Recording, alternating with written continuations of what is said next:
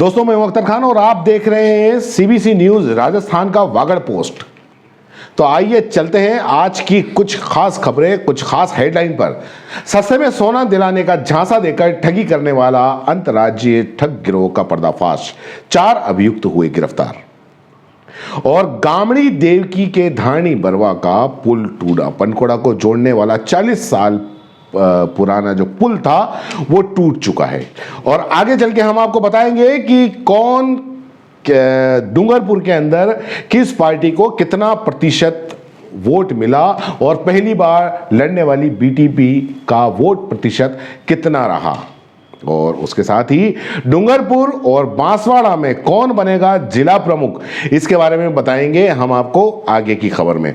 तो शुरू करते हैं खबरें। बिछीवाड़ा थाना क्षेत्र से अनोखी खबर सामने आई, जहां सस्ते में सोना दिलाने का झांसा देकर ठगी करने वाले गिरोह ने 59 वर्षीय कोटा निवासी सागर चंद जैन को गत 7 दिसंबर को सस्ते में सोना दिलाने का झांसा देकर सागर और उसके साथियों को बिछीवाड़ा सर्किल पर नीलगिरी होटल के पास बुलाया और फिर 3 लाख रुपये देकर सोना लेकर आने की बात कही। और उसके बाद वो भाग निकले। पीड़ित के फोन करने पर उनका मोबाइल बंद आया। इधर पीड़ित ने बिछीवाड़ा थाने में रिपोर्ट लिखवाई, जिस पर थाना पुलिस ने स्पेशल टीम का गठन करके जल्द से जल्द कार्रवाई करते हुए ठगी में शामिल 5 अभियुक्तों को गोंगा मोड़ा से गिरफ्तार कर लिया।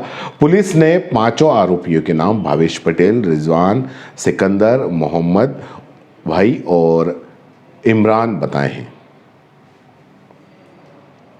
गामड़ी देवकी के धाणी बारवा व बनकोड़ा को जोड़ने वाला मेन पुल बुधवार को दोपहर में टूट गया।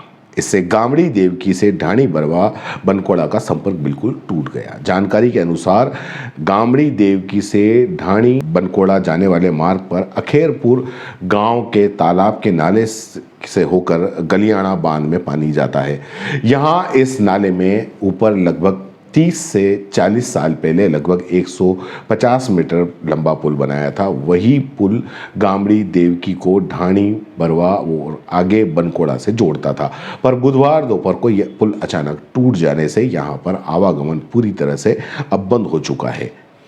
पुल टूट जाने से ढाणी बरवा व गामड़ी देवकी से संपर्क पूरी तरह से अब टूट गया है। वहीं ढाणी बरवा के लोग परेशान हैं और राशन सामग्री और दैनिक कामकाज के लिए भी वो काफ़ी परेशान है। अधिकांश किसान खेत खलियान भी पुल से दूसरी छोर पर धानी बरवा यानी कि धानी बरवा जाते हैं। प्रशासन को चाहिए कि जल्दी से जल्दी इसका कोई विकल्प तलाशे और इस पुल की मुरम्मत, हालांकि फ़ोटो देखते हुए ऐसा लगता नहीं कि इस पुल की मुरम्मत हो सकती है, क्योंकि यहाँ पर नया पुल ही बनेगा। पार्टी की राजनीतिक बिसात विधानसभा चुनाव 2018 से शुरू हो चुकी थी। लोकसभा चुनाव के बाद इस बार बीटीपी ने गांव में बेहद खामोश तरीके से चुनाव प्रचार की गति दी। भाजपा कांग्रेस इन पर आरोप लगाती रही और बीटीपी बगैर किसी विवाद और ज्यादा बयानबाजी के अपना प्रचार करते हुए आगे निकल गई। डाटा निकलकर जो सामने आया, बीटीपी ने पूरे जिले में महज 0.72% यानी कि 4010 वोट के अंतर से भाजपा से जिला प्रमुख पद छीन लिया। यानी सभी सीटों पर मुकाबला बेहद कड़ा था। बीटीपी का अगर देखें तो डूंगरपुर जिले में 33.80% वोट मिले। वहीं दूसरी ओर भाजपा को 33.08% वोट मिले। राज्य की सत्ता में काबिज कांग्रेस यहां पर सिर्फ 31.86% वोट हासिल करके तीसरे स्थान पर लुढ़क गई। इस चुनाव में बीटीपी का 1,79,013 वोट मिले। भाजपा को 1,85,003 वोट मिले। इसके अलावा कांग्रेस को 1,78,186 वोट मिले। वहीं नोटा का भी 28,733 वोट मिले, जो अन्य निर्दलीय के कुल वोट से दोगुना है। वोट शेयर की अगर बात करें तो वोट शेयर बटोरने के साथ ही जिला परिषद सदस्य की सीट में सबसे ज्यादा अंतर के साथ जीत हासिल करने वाले उम्मीदवार भी वर्धा वार्ड की बीटीपी माया खलास हुआ है। डूंगरपुर पंचायती राज चुनाव में बीटीपी ने 4% वोट मार्जिन के साथ सबसे बड़ी पार्टी बनकर उभरी है। दूसरे नंबर की पार्टी भाजपा के 4000 वोट का ओवरऑल अंतर रहा, जिसके कारण उसने 198 पंचायत समिति सदस्य की सीटों में से 96 सीट प्राप्त करी है, 96 सीट प्राप्त की है। वहीं दूसरे नंबर पर भाजपा को 56 और कांग्रेस को 46 सीट मिली है। बीटीपी ने इस चुनाव में 10 पंचायत समिति में सर्वाधिक 34.05% वोट हासिल किए। वहीं भाजपा का 30.06 और कांग्रेस का 29.34% वोट मिले। इसमें भी सबसे अधिक वोट प्रतिशत झोंतरी पंचायत समिति में बीटीपी का करीब 47.61% रहा। भाजपा का सबसे अच्छा वोटिंग प्रतिशत आसपुर में 35.15 रहा। वहीं कांग्रेस का बीछीवाड़ा में 37.27% रहा। और अब बात करते हैं जिला प्रमुख की। जिला प्रमुख के सभी जगह चुनाव वो आज होने हैं, शाम तक रिजल्ट सामने आएगा। लेकिन खास करके डूंगरपुर और बांसवाड़ा, डूंगरपुर और क्योंकि वागड़ पोस्ट की हम बात कर रहे हैं तो डूंगरपुर बांसवाड़ा की बात करेंगे।